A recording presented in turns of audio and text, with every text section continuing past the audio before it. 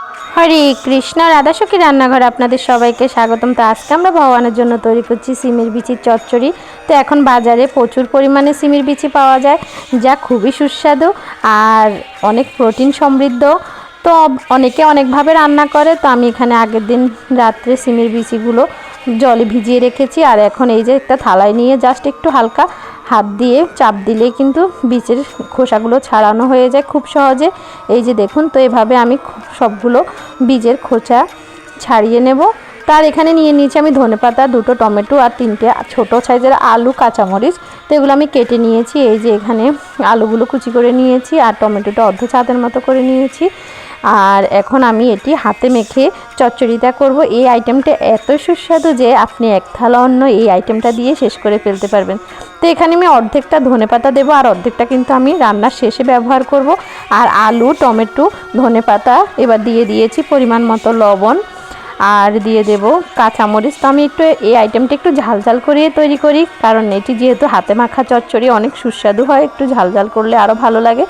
তো এখানে দিয়ে দিয়েছি পরিমাণ মতো হলুদ, গুঁড়া মরিচ, আর আমি কালারের জন্য একটু কাশ্মীরি লঙ্কার গুঁড়ো দিয়েছি, ওটি আপনারা চাইলে নাও দিতে পারেন। আর এখানে আমি প্রায় 1 টেবিল চামচের মতো সরিষার তেল দিয়েছি। এখন আমি খুব ভালোভাবে এটি মাখাবো, এমনভাবে মাখাবো যাতে টমেটোগুলো মানে প্রায় আধা গলা হয়ে যায়।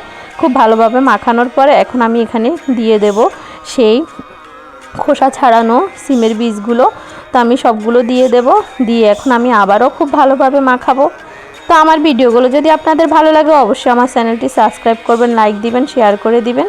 তো এখন আমি খুব ভালোভাবে মাখাবো, যেহেতু এটি হাতে মাখা চচ্চড়ি, মাখানোটাই মানে খুব ইম্পর্টেন্ট একটা ব্যাপার।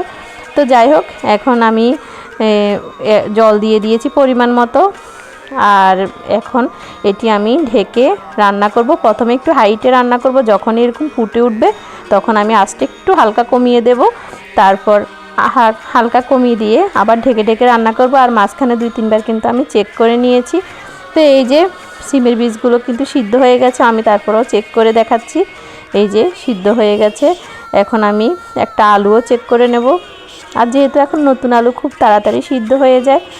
তো অনেকে হয়তোবা বলবেন যে সিমের বিচি ভাজেনি কেন, কিন্তু এভাবে একদিন আপনারা রান্না করে দেখবেন, অনেক সুস্বাদু। তো আমি আসলে অফ ক্যামেরায় ধনেপাতাটা দিয়ে দিয়েছি। আমার সিমের বিচির আইটেমটা কিন্তু হয়ে গেছে।